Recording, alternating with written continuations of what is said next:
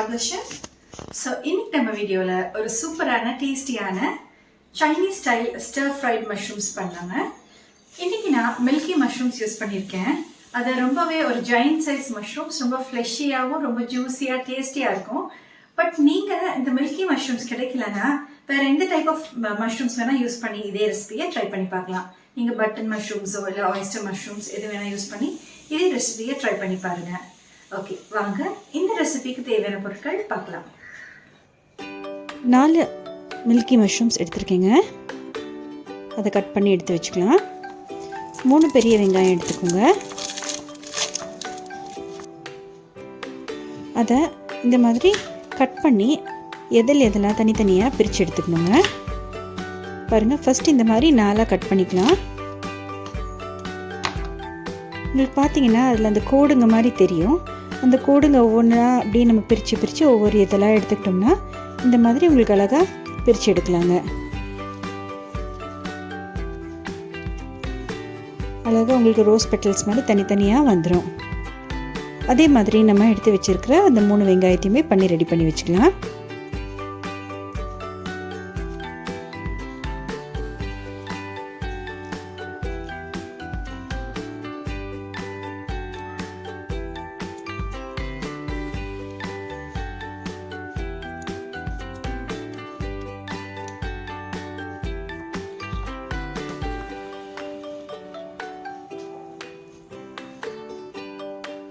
Okay, இப்போ பாருங்கள், நம்ம வெங்காயமெல்லாம் ரெடி ஆயிடுச்சு. இப்போது ஒரு 8 பல் வெள்ளைப்பூண்டு எடுத்துக்கலாம். நல்லா பெரிய வெள்ளைப்பூண்டாக ஒரு 8 பல் எடுத்திருக்கேன். அதை இந்த மாதிரி நல்லா சின்னதாக பொடிசாக கட் பண்ணிக்கலாம். எவ்வளோ பொடியாக முடியுதோ அவ்வளோ அளவுக்கு சின்னதாக கட் பண்ணிக்கோங்க.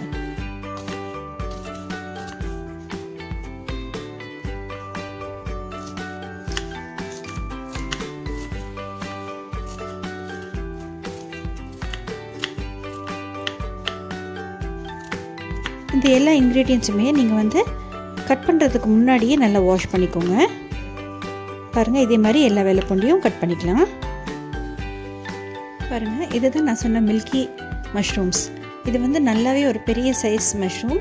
இது டிபார்ட்மெண்டல் ஸ்டோர்ஸ்லேயே போலாம் கிடைக்கிது. பட் சப்போஸ் உங்களுக்கு கிடைக்கலனா நீங்கள் வேறு பட்டன் மஷ்ரூமோ இல்லை ஆயிஸ்டர் மஷ்ரூமோ எது கிடைக்கிதோ அதை வச்சு இந்த சேம் ரெசிபியை நீங்கள் ட்ரை பண்ணி பார்க்கலாம். இப்போ வாங்க நம்ம மில்கி மஷ்ரூம்ஸை நல்லா கழுவிட்டு இந்த மாதிரி கட் பண்ணிக்கலாங்க, ஸ்லைசஸ் மாதிரி.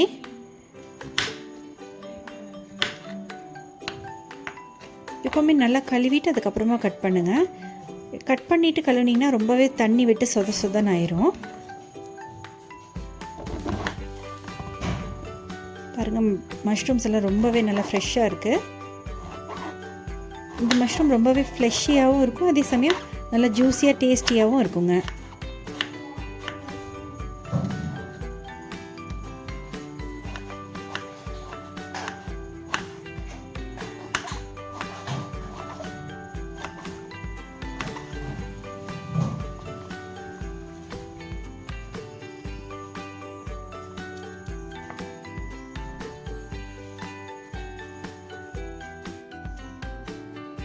இப்போ பார்த்தீங்கன்னா நம்ம மில்கி மஷ்ரூம்ஸ் எல்லாம் கட் பண்ணி ரெடியாக இருக்குது.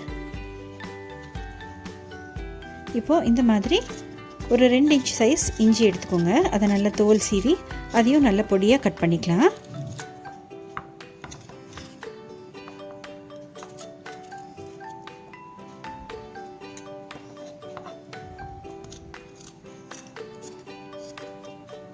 நம்ம சிக்கனுக்கு செய்கிற எல்லா ரெசிபீஸுமே நம்ம மஷ்ரூமுக்கும் செய்யலாம். ரொம்பவே டேஸ்டியாக இருக்கும். வெஜிடேரியன்ஸ்க்கு இது ரொம்ப நல்ல ஒரு ஆப்ஷன்.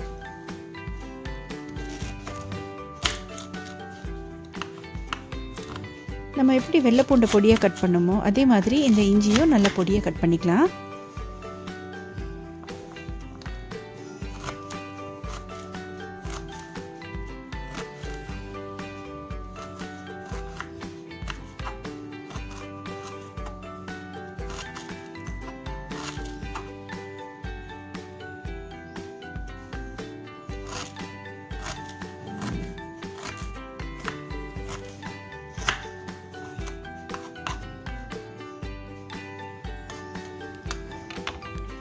இப்போது அது கூடவே ஒரு 1/2 கிலோ அளவுக்கு போன்லெஸ் சிக்கன் எடுத்திருக்கேங்க. அதை நல்லா சின்ன சின்னதாக கட் பண்ணிக்கணும். அதில் 1/2 ஸ்பூன் அளவுக்கு உப்பு, 1/2 ஸ்பூன் அளவுக்கு மிளகுத்தூள் சேர்த்துக்கோங்க. அது கூடவே ஒரு 1/4 டீஸ்பூன் அளவுக்கு பேக்கிங் சோடா சேர்த்துக்கோங்க. இது அந்த சிக்கனை நல்லாவே சாஃப்டாக டெண்டர் ஆக்கிரும். இது நிறைய ஹோட்டல்ஸ்லாம் யூஸ் பண்ணுற ஒரு சீக்ரெட் டிப்பு. இப்போ இதை நல்லா மிக்ஸ் பண்ணி மசாஜ் பண்ணி தனியாக எடுத்து வச்சுக்கலாம்.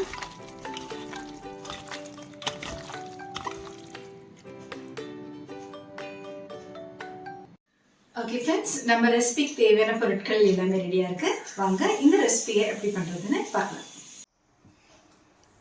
இப்போது ஒரு நான்ஸ்டிக் பேன் எடுத்துக்கலாம். அதில் ஒரு 4 டேபிள் ஸ்பூன் அளவுக்கு எண்ணெய் சேர்த்துக்கோங்க. எண்ணெய் நல்லா சூடானதும் நம்ம பொடியாக கட் பண்ணி வச்சுருக்கிற இஞ்சியை ஃபஸ்ட்டு சேர்த்துக்கலாம்.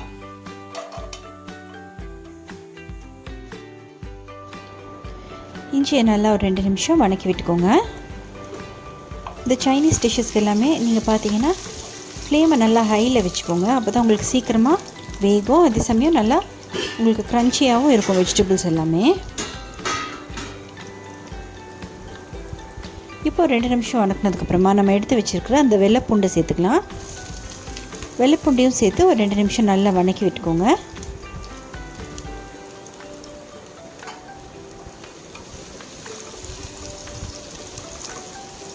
நல்லா ஒரு பொன்னிறமாக வர வரைக்கும் நல்லா வணக்கிக்கலாம்.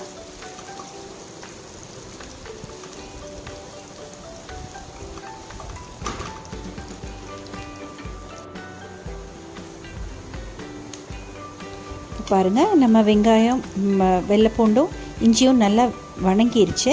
இந்த ஸ்டேஜில் நம்ம கட் பண்ணி வச்சுருக்கிற வெங்காயத்தை சேர்த்துக்கலாம்.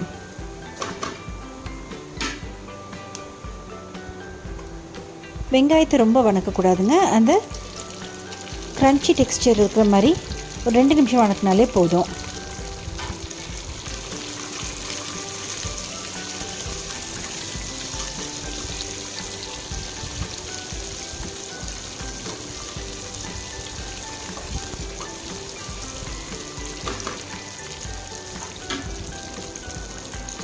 இப்போ நம்ம வெங்காயம் நல்லா வணங்கிருச்சு. இந்த ஸ்டேஜில் நம்ம உப்பு, மிளகு எல்லாமே போட்டு பரட்டி வச்சுருக்கிற அந்த கோழியை சேர்த்துக்கலாங்க.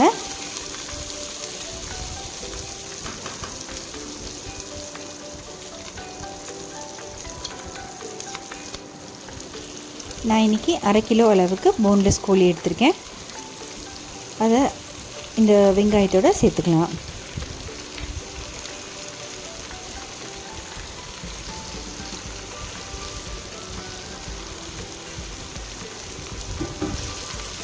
இப்போ அது ஒரு 2 நிமிஷம் நல்லா வணக்கி விட்டுக்கோங்க. அந்த கோழி நல்லா வெள்ளை நிறத்தில் மாறுற வரைக்கும் அதை நல்லா வணக்கிக்கணும்.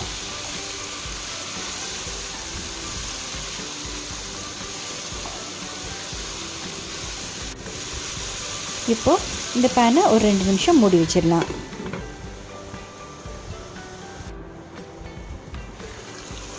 இப்போ பாருங்கள், நம்ம கோழியில் நல்லா வெள்ளை நிறத்தில் மாறி இருக்கு, நல்லா வெந்து வந்திருக்கு.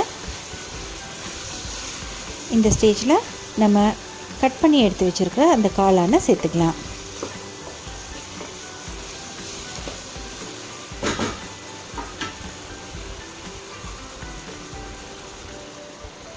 நீங்கள் வெஜிடேரியனாக இருந்தால் அந்த காளானை மட்டும் யூஸ் பண்ணி இதே ரெசிபியை ட்ரை பண்ணி பார்க்கலாம். ரொம்பவே நல்லாயிருக்குங்க.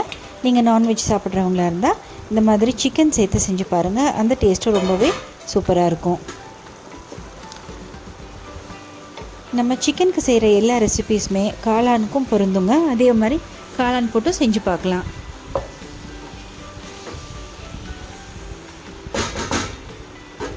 இப்போ எல்லாத்தையுமே நல்லா கலந்து விட்டுட்டு ஒரு 2 நிமிஷம் மூடி வச்சிடலாம்.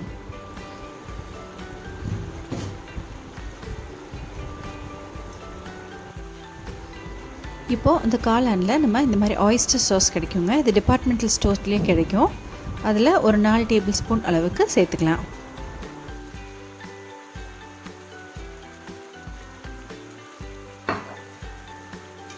அது கூடவே 1 டீஸ்பூன் அளவுக்கு வொர்செஸ்டர் சாஸ் சேர்த்துக்கலாம்.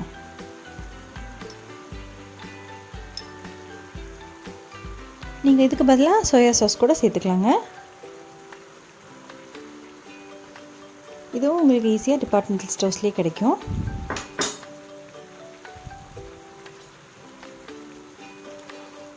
இது எல்லாத்தையுமே நல்லா கலந்து விட்டுக்கோங்க.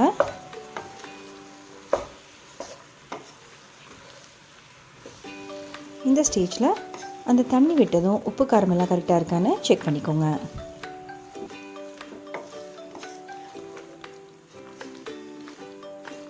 இப்போ எல்லாத்தையுமே நல்லா கலந்து விட்டுக்கோங்க. இப்போது ஒரு கப்பில் 2 டேபிள் ஸ்பூன் அளவுக்கு கார்ன்ஃப்ளவர் மாவு எடுத்துக்கலாம். அது கூடவே கொஞ்சம் தண்ணி கலந்து நல்லா கட்டி இல்லாமல் கலக்கி தனியாக எடுத்து வச்சுக்கோங்க. இப்போ பாருங்கள், நம்ம காளான் நல்லா வெந்து வந்திருக்கு. நம்ம சிக்கனும் நல்லா வெந்திருக்கு. இந்த ஸ்டேஜில் உப்பு பெப்பர் எல்லாம் ஏதாவது அட்ஜஸ்ட் பண்ணி போடணும்னா போட்டுக்கோங்க. இப்போ ஃபைனலாக நம்ம கலந்து எடுத்து வச்சுருக்கிற அந்த கார்ன்ஃப்ளவரும் தண்ணியும் சேர்த்து அந்த மஷ்ரூம் கிரேவியில் ஊற்றிடலாங்க. இது ஊற்றினதும் பார்த்திங்கன்னா ஒரு 2 நிமிஷத்துலேயே நம்மளோட கிரேவி நல்லா திக்காயிரும். நல்ல ஒரு சாசி கன்சிஸ்டன்சிக்கு வந்துடும்.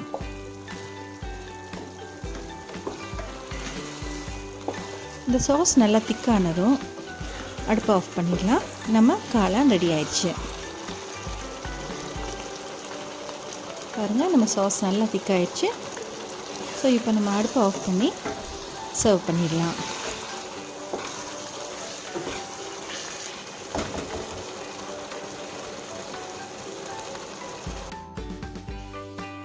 பாருங்கள் ஃப்ரெண்ட்ஸ், நம்மளோட சூப்பரான சைனீஸ் ஸ்டைல் ஸ்டர் ஃப்ரை மஷ்ரூம் ரெடி ஆயிடுச்சு.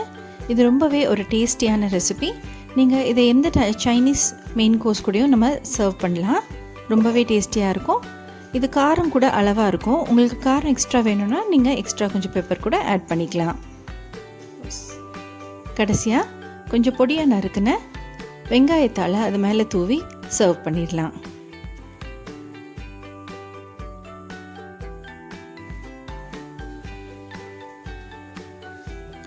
ஓகே, வாங்க இப்போ நம்ம காளானை டேஸ்ட் பண்ணி பார்த்துடலாம்.